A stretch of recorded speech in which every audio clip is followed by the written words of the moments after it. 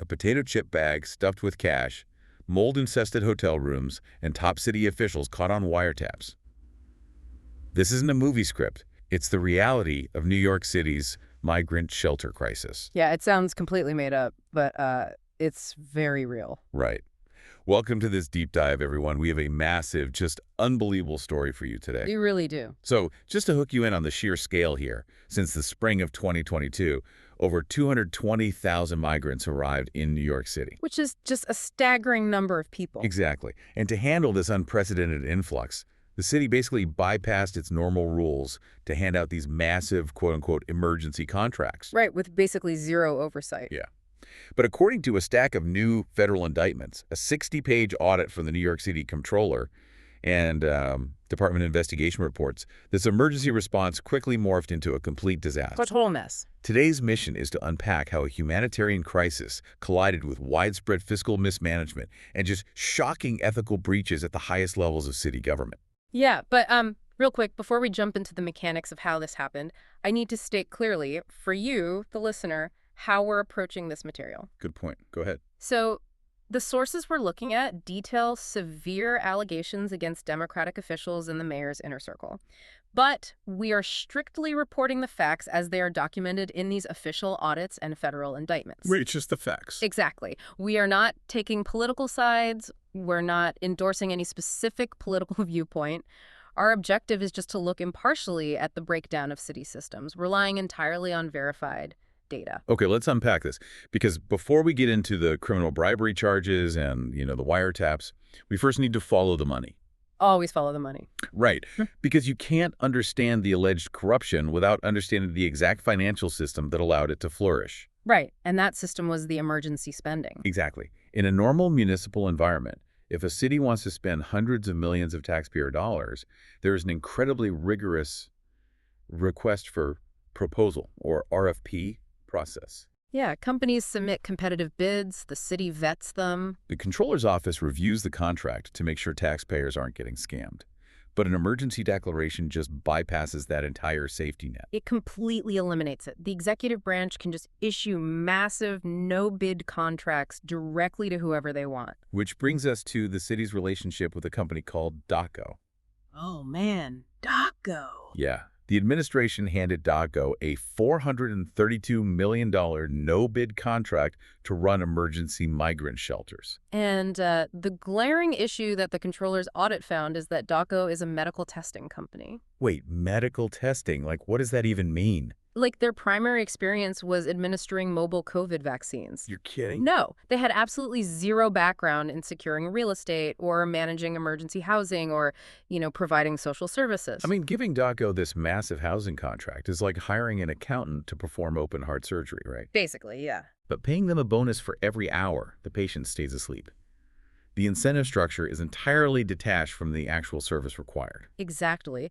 And the controller's audit of just the first 2 months, we're talking May and June of 2023, proves why that lack of experience is so dangerous. What did they find? In that 60-day window, nearly 80% of the $13.8 million billed by DocGo was completely unallowable or just lacked basic receipts. 80%. That's just setting taxpayer money on fire. Yeah. And the mechanism of how they build the city exposes the real systemic flaw. Under this emergency structure, DocGo wasn't just paid for services they provided. Okay, how did it work? The contract allowed them to operate with a cost-plus or overhead structure. If they secured a hotel, they got a percentage-based commission on the value of that space. Oh, wow. So they just wanted to grab as much space as possible. Exactly. The financial incentive was to hoard inventory, whether it was being used or not. So DocGo billed the city $1.7 million for almost 10,000 vacant hotel rooms. Wait, empty rooms. Completely empty. And because of the contract structure, DocGo legally pocketed over $400,000 in commissions just for securing that empty space. They were making hundreds of thousands of dollars in profit from rooms with absolutely zero people staying in them. Yep. And the financial bleeding didn't stop there.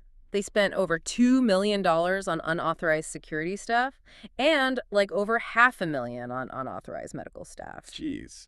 And then there's the subcontractors. If you're a medical testing company running hotels, you have to farm the work out, right? Obviously.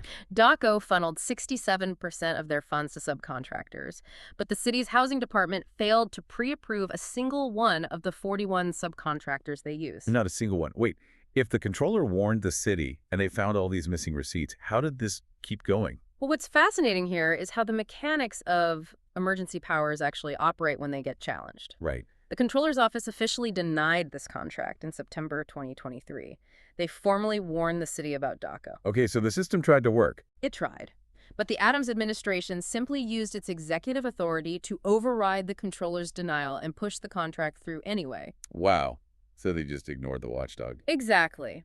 By June 2024, despite the warnings, DocGo still walked away with $181.9 million. When you see that level of systemic financial neglect tolerated by the city, you have to look at the ground level consequences. Yeah, the human cost. Exactly. Because this isn't just an abstract conversation about spreadsheets. The money didn't go into proper accounting, so how did this impact the migrants living in these shelters? It directly translated into dangerous, deplorable living conditions. Yeah. The city was paying top dollar, but the services were fundamentally substandard. How bad was it? When auditors physically inspected the hotels, they found that 80% of the inspected rooms had significant deficiencies. 80%.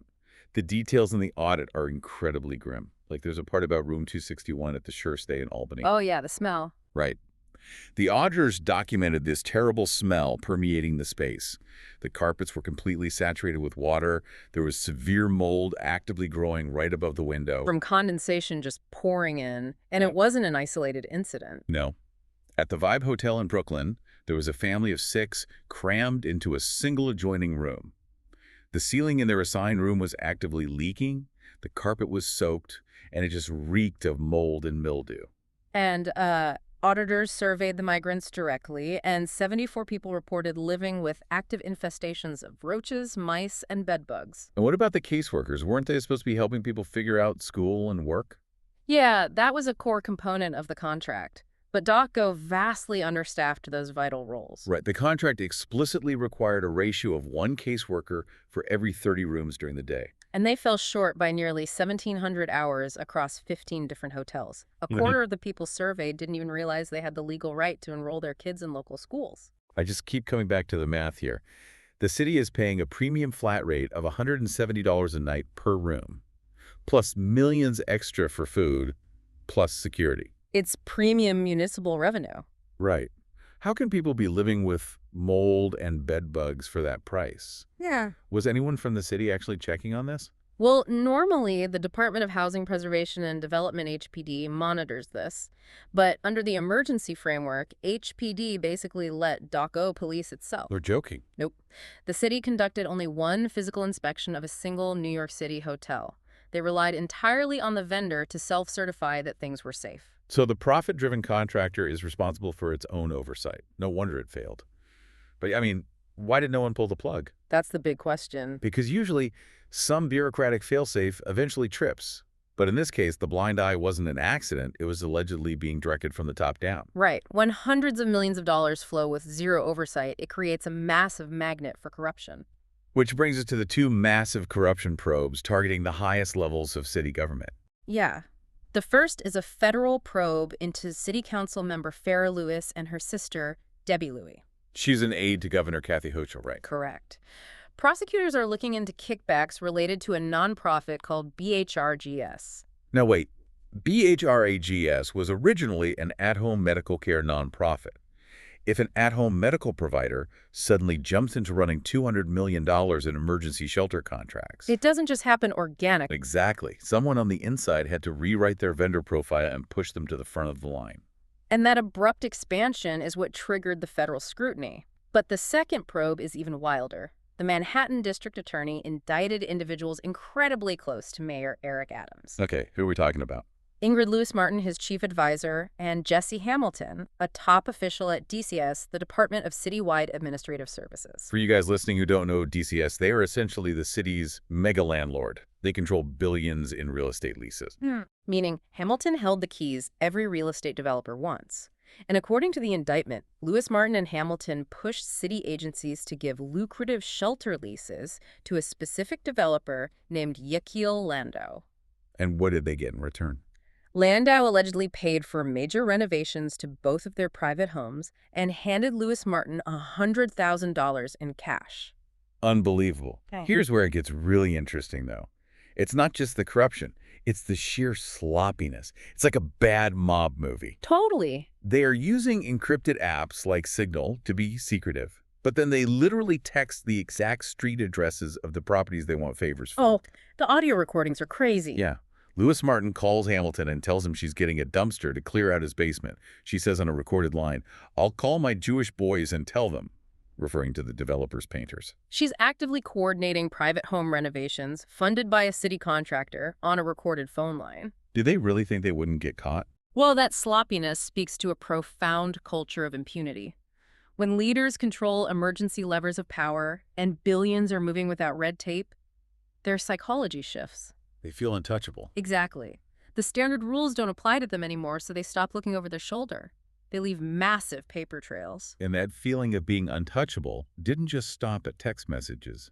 It bled out into public spaces, resulting in brazen, bizarre, and violent behavior from the mayor's inner circle. We have to talk about Winnie Greco. The potato chips. Yes, she was a campaign advisor to Mayor Adams.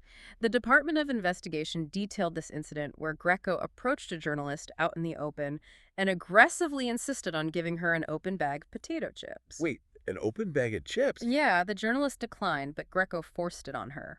When the journalist looked inside, there was at least $140 in cash stuffed in the smushed chips. That is almost comical. It's so clumsy. Yeah. But the next incident is genuinely terrifying. Yeah, Timothy Pearson. The former senior advisor for public safety. What happened there? So, October 2023, he visits the Truro College migrant shelter. The city's emergency management department runs it, and they require everyone to show ID at the door. Right. Baseline security protocol to protect everyone inside. But Pearson flatly refuses to show his ID. He pushes a male security guard, and when a female security supervisor tries to enforce the rules, he curses at her, threatens her job, and shoves her by the neck and chest. He shoved a woman by the neck over an ID check. Yes. But then he gets on his phone, falsely claims he was assaulted, and orders a police dispatcher to call a 1085. Which is an official NYPD radio code signaling an officer is in danger and needs immediate backup. And Pearson retired from the NYPD in 2012. He had no legal authority to use that code, but on body cam footage, he falsely claims to be an active officer. And because he used that code, 19 police officers descended on the shelter. He used the actual police force as his personal retaliation squad and had those innocent security guards arrested. Just for doing their jobs. The DA later dropped the charges, but the trauma was done. Doesn't this just point to a complete systemic breakdown? If we connect this to the bigger picture, you see a very clear pattern. An emergency crisis mentality was established at the top. We have to act fast, normal rules don't apply. Right. That creates a trickle-down effect. If the city doesn't have to follow procurement rules for a $400 million contract, a senior advisor thinks he doesn't have to follow a basic ID check. The emergency becomes a psychological shield for every type of bad behavior. We have covered a massive amount of ground today. Let's bring this all together. Sounds good. New York City faced a very real crisis with over 220,000 arrivals. But the emergency response bypassed all standard safeguards. And the result was millions of taxpayer dollars wasted on empty rooms, while vulnerable people lived in squalor with mold and bed bugs. While top officials, including the mayor's closest advisors, were allegedly taking cash bribes and treating the crisis like a personal ATM, now they're facing severe criminal charges. We should note that Mayor Adams, who recently had unrelated federal charges, dropped claims he knew absolutely nothing about his aide's actions. Right. But these scandals are heavily impacting his re-election run. So what does this all mean? It means we have to look critically at how government operates when alarm bells ring. Emergencies require rapid action, but the moment you remove transparency, you invite exploitation. Which leaves you listeners with one final provocative thought to mull over today. What's that? If a city's emergency response systems can be this easily hijacked by profiteering and cronyism, what happens when the next unpredictable crisis hits? Are emergency powers inherently just a recipe for corruption? Definitely something to think about. Thanks for joining us on this deep dive. We'll catch you next time.